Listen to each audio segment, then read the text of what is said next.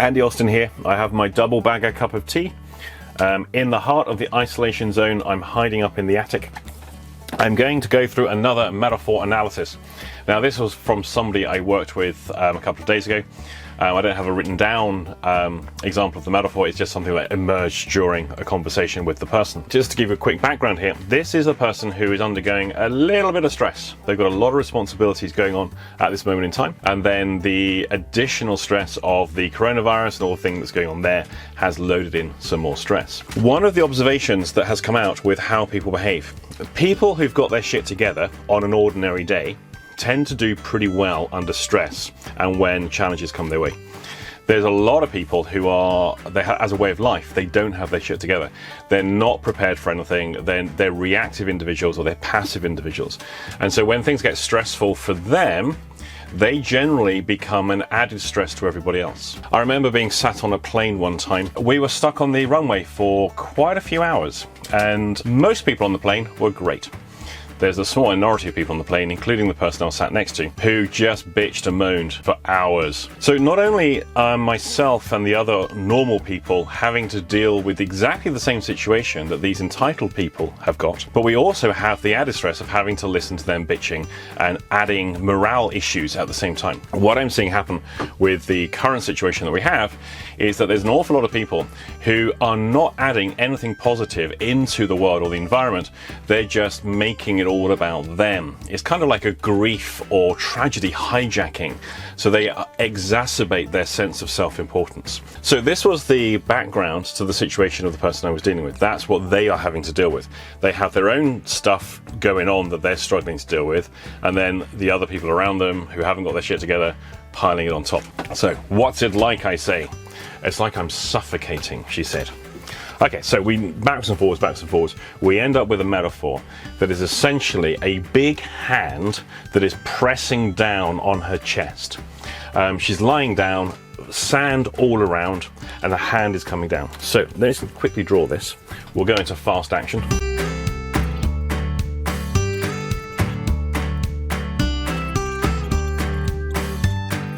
The person is lying flat on their back in sand.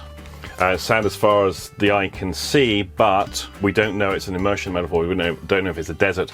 It's more likely to be a beach. She said she can't see very far. The reason being is that basically the great big hand is crashing her down. So I asked the question, what is the mechanism of the hand? It's the information comes back, which mismatched the question. It's a big hairy hand, then added to a male hand. So it's a big hairy man's hand. Let's add that in here.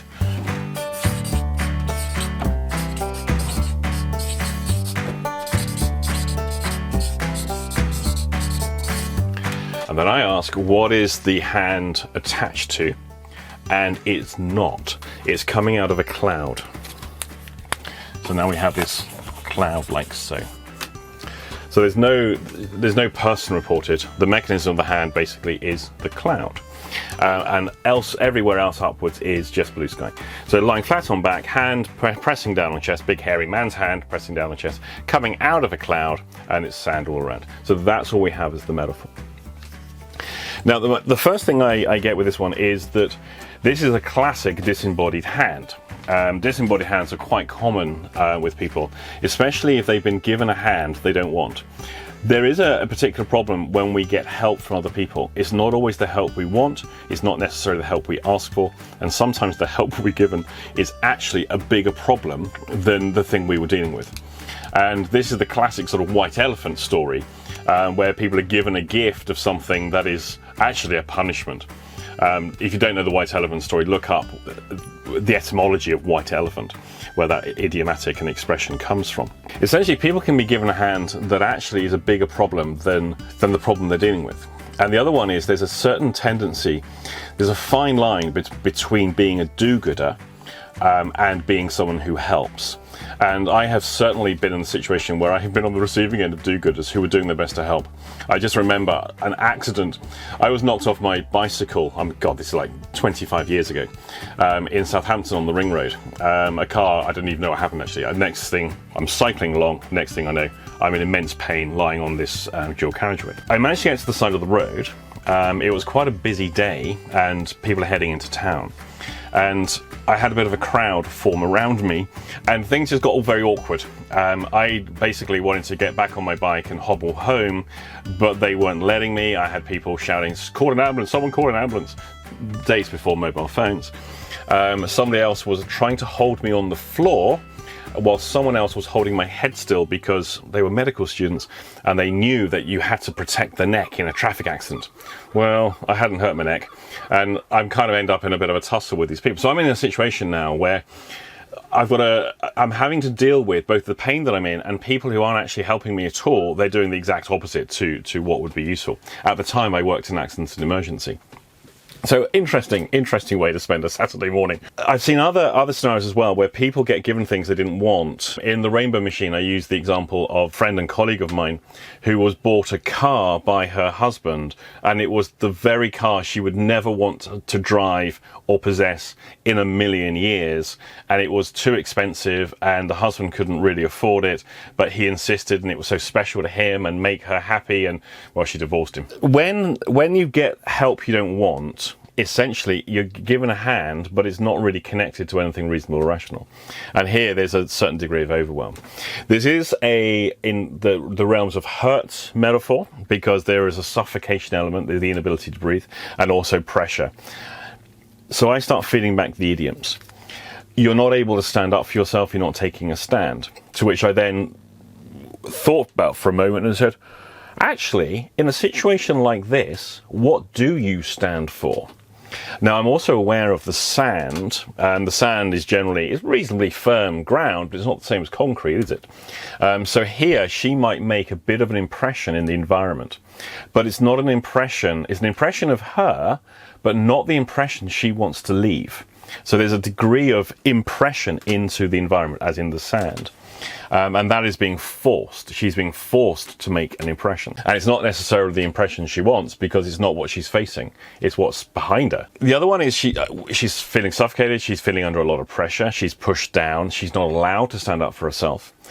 She's been given a hand that is too much for her to handle. The cloud then caught my attention. The image that immediately came to mind for me was the tarot card, which I'll put up on the screen here. I don't think that particular image from the tarot is an archetypal image. I think that's just a common image that was used to represent the principle of that particular card. I don't think it's archetypal like some of the tarot trumps are.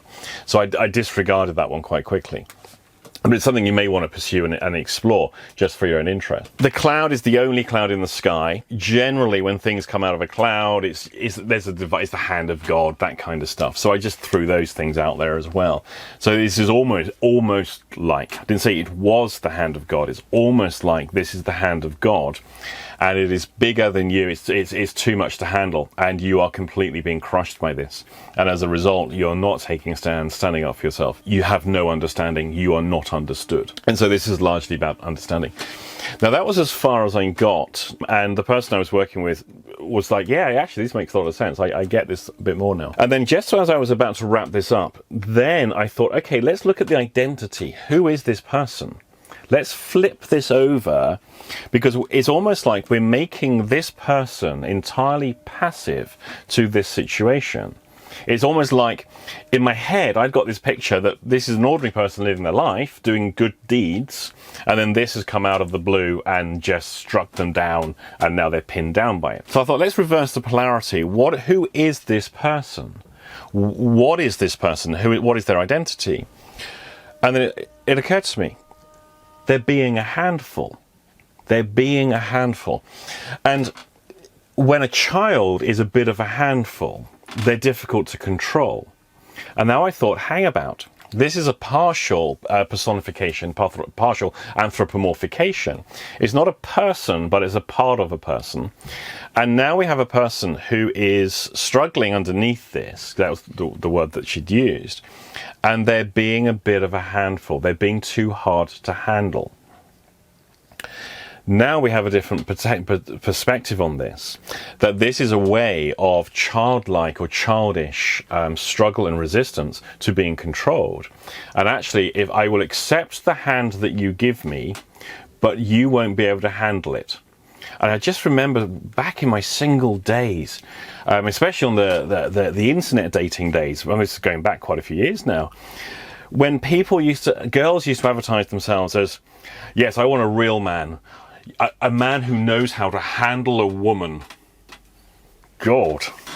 That just like, that, for me, I was like, okay, if it was swipe left or swipe right, it would have been like to the wrong side at that moment in time.